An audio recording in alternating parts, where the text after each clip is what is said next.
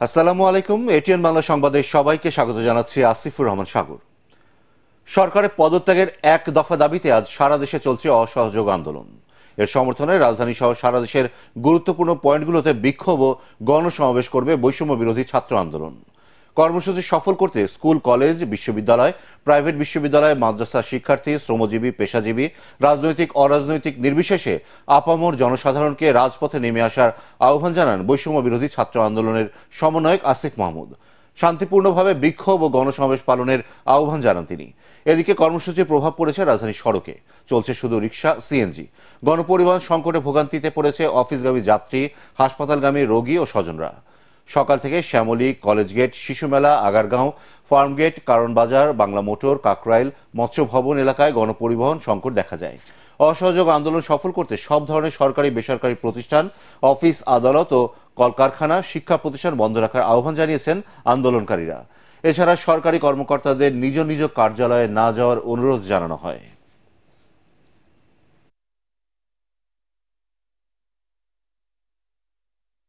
এই মুহূর্তে রাজধানীর মতিঝিল এলাকায় আছেন আমাদের সহকর্মী শারফুল আলম। সেখানকার খবর জানতে আমরা এখন সরাসরি চলে যাচ্ছি তার কাছে। শারফুল, অসহযোগ আন্দোলনের প্রভাব কেমন দেখছেন রাজধানীতে?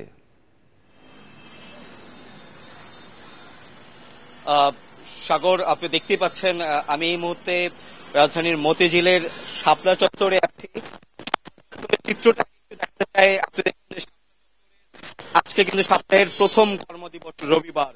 সেই অনুযায়ী শাপলা চত্বরে নেই সেই চিরচেনা রূপ, নেই মানুষের কর্মব্যস্ততা, নেই গণপরিবহনের চাপ। বিরোধী, বৈষম্য বিরোধী শিক্ষার্থীদের যে আন্দোলন, তাদের আহ্বানে সাড়া দিয়ে আমার মনে হয় যে সেই তার প্রভাব পড়েছে শাপলা চত্বরেও। সেখানে প্রতিদিনের নিত্য নৈমিত্তিক যে ব্যস্ততা, তার ছিটে ফুটাও দেখা যাচ্ছে না। আশেপাশের যে অফিসগুলো রয়েছে, সেই অফিসগুলোতেও আমরা তেমন উপস্থিতি দেখতে পাইনি। আমরা দেখছি এই মুহূর্তে যে শাপলা চত্বরে পরিবহন ব্যবস্থা তো নেই, আমরা রিকশার উপস্থিতি দেখতে পেয়েছি সবচেয়ে বেশি। এছাড়াও শাপলা চত্বরের কেন্দ্রিক দেশের যে অর্থ, বাণিজ্য, ব্যবসা প্রতিষ্ঠানগুলো রয়েছে, সেখানে কিন্তু উপস্থিতির ভিড়, কর্মকর্তা কর্মচারীদের ভিড় কিন্তু অনেকটাই কম। ব্যাংকগুলোতেও তেমন কোনো ব্যস্ততা নেই। যারাও এসছেন তারা অনেকটা আলসি সময় সেখানে কাটাচ্ছেন। এখানে কয়েকজনের সাথে আমরা কথা বলেছি, তারা বলছেন যে সাধারণ ছুটির সময়ে কিন্তু শাপলা চত্বরে এর থেকে বেশি ভিড় দেখা যায়, যেটা আজকে তারা এখানে দেখতে পাননি। এই একই অবস্থা কিন্তু ঢাকা শহরের বেশ কয়েকটি জায়গায় আমরা দেখতে পেয়েছি। আমি এর আগে শাহবাগে ছিলাম, মতিঝিলেরও বেশ কয়েকটি জায়গায় আমরা ঘুরে এসেছি। দিলকুশায় গিয়েছি, আমরা টিকাচুরি ঘুরে দেখেছি, পল্টন এলাকায় ঘুরে দেখেছি। সেখানে আমরা কিন্তু তেমন মানুষের উপস্থিতিও দেখতে পাইনি। আমরা দেখতে পাচ্ছেন যে পুলিশের টহল গাড়ি কিন্তু টহল দিয়ে যাচ্ছে। পুলিশের তৎপরতা, আইন শৃঙ্খলা বাহিনীর তৎপরতা কিন্তু আমরা দেখতে পাচ্ছি রাজধানী জুড়েই। তাদের উপস্থিতি আগের মতোই আছে, তবে তারা অন্য দিনের তুলনায় আজকে কিন্তু বেশি আমরা দেখতে পেয়েছি যে গাড়িতে করে তারা বেশি নিরাপত্তা ব্যবস্থারা তদারকি করছেন। তো এই ছিল আমার কাছে শাপলা চত্বরের সবশেষ খবর। আপনাকে ধন্যবাদ। শাপলা চত্বর থেকে অসহযোগ আন্দোলন খবর জানাচ্ছিলেন সহকর্মী শারফুল আলম। বৈষম্য বিরোধী ছাত্র আন্দোলনে অসহযোগ কর্মসূচি প্রথম দিনে যাত্রাবাড়ি ঢাকা চট্টগ্রাম মহাসড়কে অনেকটা শান্ত পরিস্থিতি বিরাজ করছে। তবে রাস্তায় গণপরিবহন না থাকায় দুর্ভোগে পড়েছেন কর্মস্থলে যাওয়া সাধারণ মানুষ। রিক্সা, সিএনজি ও ব্যাটারি চালিত অটোরিকশায় কর্মস্থলে যাচ্ছেন তারা। তবে এখন পর্যন্ত আন্দোলনকারী শিক্ষার্থীদের রাস্তায় নামতে দেখা যায়নি। সড়কে আইন শৃঙ্খলা বাহিনীর উপস্থিতি অনেকটাই কম। একই সাথে আওয়ামী লীগের পাল্টা কর্মসূচি থাকায় মানুষের মধ্যে উদ্বেগ, উৎকণ্ঠা বিরাজ করছে।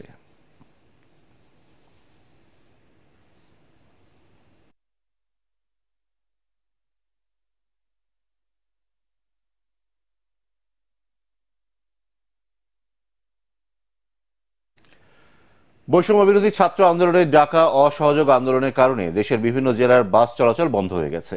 শনিবার রাত থেকে নাটোর শহরের কেন্দ্রীয় বাস টার্মিনাল এবং ভবানীগঞ্জ বাস টার্মিনালের কাউন্টার বন্ধ করে দেয় কর্তৃপক্ষ। তবে দু একটি পণ্যবাহী যান চলাচল করতে দেখা গেছে। সপ্তাহের প্রথম কর্মদিবসে অফিসগামী অনেককেই হালকা যানবাহনে গন্তব্যে যেতে দেখা যায়। এদিকে লালমনিরহাট বুড়িমারি মহাসড়কেও যান চলাচল বন্ধ রয়েছে। শহরের প্রাণকেন্দ্র মিশন মোড় এলাকার দোকানপাট বন্ধ রয়েছে। শহরেও মানুষের চলাচল কম, থমথমে অবস্থা বিরাজ করছে।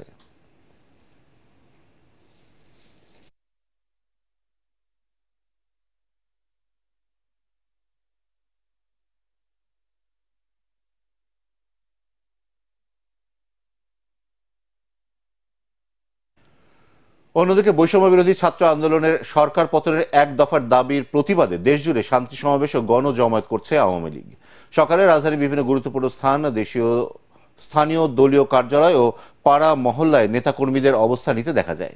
শনিবার সংবাদ সম্মেলনে এ কর্মসূচি ঘোষণা করেন দলের সাধারণ সম্পাদক ওবায়দুল কাদের। আন্তর্জাতিক হামাস নেতা ইসমাইল হানিয়াকে হত্যায় 2 ইরানি এজেন্টকে ভাড়া করেছিল ইসরায়েলি গোয়েন্দা সংস্থা মোসাদ।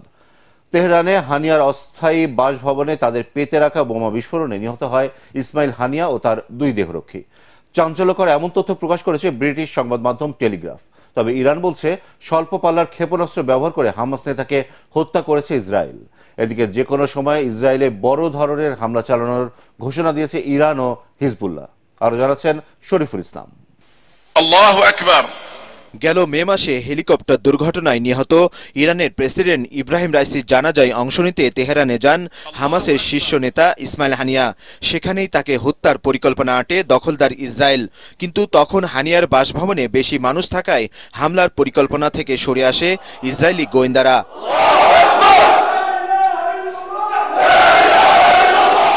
ইরানের নতুন প্রেসিডেন্টের শপথ অনুষ্ঠানকে ঘিরে নতুন করে হত্যার পরিকল্পনা করে মোসাদ। এজন্য ইরানের বিপ্লবী গার্ডের বিশেষ শাখার 2 সদস্যকে ভাড়া করে তারা। সপ্তাহখানেক আগে কাতার থেকে তেহরানে এলে ইসমাইল হানিয়ার গেস্ট হাউসের 3টি রুমে বোমা পেতে রাখে ওই 2 এজেন্ট। ব্রিটিশ সংবাদ মাধ্যম টেলিগ্রাফ জানায় ওই 2 ইরানি মাত্র কয়েক মিনিটের মধ্যে গেস্ট হাউসে ঢুকে দ্রুত বের হয়ে যান। ইসরায়েলি গোয়েন্দাদের নির্দেশনায় বোমা স্থাপন শেষে দেশ ছেড়ে চলে যান ইরানের ওই 2 কর্মকর্তা। গেল বুধবার রাতে রিমোট কন্ট্রোলের মাধ্যমে ইসমাইল হানিয়ার রুমের বোমাটিতে বিস্ফোরণ ঘটানো হয়। হামাস নেতাকে হত্যার ঘটনায় ইরানের বিপ্লবী গার্ডের উচ্চপদস্থ কর্মকর্তা সহ বেশ কয়েকজনকে গ্রেপ্তার করেছে দেশটির সরকার। এদিকে ইরানের বিপ্লবী গার্ডের দাবি স্বল্প পাল্লার ক্ষেপণাস্ত্র ব্যবহার করে হামাস নেতাকে হত্যা করেছে ইসরায়েল। তেহরানের যে ভবনে হানিয়া অবস্থান করছিলেন ওই ভবনের বাইরে থেকে চালানো হয় হামলা। হানিয়াকে হত্যার প্রতিশোধ হিসেবে ইসরায়েলে বড় ধরনের আক্রমণ শুরুর ঘোষণা দিয়েছে ইরানের বিপ্লবী গার্ড। ইসরায়েলে প্রতিশোধমূলক হামলার প্রস্তুতি নিচ্ছে হামাস এবং হিজবুল্লাহ। তবে ইসমাইল হানিয়ার হত্যাকাণ্ডের বিষয়ে এখনো কোনো মন্তব্য করেনি ইসরায়েল। অন্যদিকে হামাস নেতাকে হত্যার ঘটনায় প্রতিশোধের আগুনে চলছে আরব দেশগুলো। তুরস্ক, ইরাক, জর্ডান, পাকিস্তান সহ বিভিন্ন দেশে বিক্ষোভে অংশ নেন হাজার হাজার মানুষ। শরীফুল ইসলাম, এটিএন বাংলা। অবরুদ্ধ গাজায় ইসরায়েলি হামলায় কমপক্ষে 16 ফিলিস্তিনি নিহত হয়েছে, আহত হয়েছেন আরো অনেকে। গাজা শহরের শেখ রাদওয়ান এলাকার হাম্মামা স্কুলে এই ভয়াবহ হামলা চালানো হয়। উদ্ধারকারী দল জানায় ইসরায়েলি বিমান থেকে ফেলা বোমায় ভবনটি আংশিকভাবে ক্ষতিগ্রস্ত হয়। এরপর সেখানে উদ্ধারকারী দল ও স্বেচ্ছাসেবকরা যখন উদ্ধার তৎপরতা চালাতে থাকে তখন আরো 2টি বোমা ফেলে স্কুলটি একেবারে ধ্বংস করে ফেলে দখলদারদের বিমান বাহিনী। ইসরায়েলের সামরিক বাহিনীর দাবি স্কুলটি ফিলিস্তিনি স্বাধীনতাকামী গোষ্ঠী হামাসের কমান্ড সেন্টার হিসেবে ব্যবহার হতো। একই সাথে সেখানে অস্ত্র তৈরির কাজও করা হতো। তবে এই অভিযোগ অস্বীকার করে হামাস জানায় কোনো হাসপাতাল এবং স্কুলে তারা ব্যবহার করে না। খেলার খবর। মৌসুমের প্রথম এল ক্লাসিকোতে রিয়াল মাদ্রিদকে 2-1 গোলে হারিয়েছে বার্সেলোনা। যুক্তরাষ্ট্রে প্রাক মৌসুম প্রীতি ফুটবলে খেলার 7 মিনিটে এগিয়ে যাওয়ার সুযোগ পায় কাতালানরা। তবে পাও ভিক্টরের হেড ফিরিয়ে দেন গোলরক্ষক থিবো কর্তোয়া। 24 মিনিটে মার্টিনের গোল অফসাইডে বাতিল হলে হতাশ হয় রিয়াল ফুটবলাররা। আক্রমণ পাল্টা আক্রমণের ম্যাচে 42 মিনিটে বার্সেলোনাকে এগিয়ে নেন পাও ভিক্টর। 54 মিনিটে ব্যবধান দ্বিগুণ করেন এই স্প্যানিশ স্ট্রাইকার। রিয়াল মাদ্রিদের হয়ে 1 গোল শোধ দেন নিকো পাজ। টেনিস এককে স্বর্ণপদক জিতে ইতিহাস গড়েছেন চীনের ঝেং কিনওয়েন। প্রথম খেলোয়াড় হিসেবে কোনো অলিম্পিকে দেশকে এনে দিয়েছেন সোনার পদক। রোলা গানোতে মেয়েদের ফাইনালে ক্রোয়েশিয়ার দোনা ভেকিচের বিপক্ষে প্রথম সেট জেতেন 6-2 গেমে। দ্বিতীয় সেটে 2-0 ব্যবধানে এগিয়ে যান 21 বছর বয়সী টেনিস খেলোয়াড়। এরপর প্রতিরোধ গড়ে তোলেন ভেকিচ। টানা 3 গেম জিতে ঘুরে দাঁড়ান তিনি। যদিও কিনওয়েনের আত্মবিশ্বাসের সামনে হার মানেন ক্রোয়েশিয়ান তারকা। চীনা খেলোয়াড় ম্যাচ জেতেন 6-3 গেমে। পরবর্তী সংবাদ দেখার আমন্ত্রণ জানিয়ে এখনকার মতো শেষ করছি। এটিএন বাংলা সংবাদ ইউটিউবে দেখতে ব্রাউজ করুন youtube/ATN Bangla News।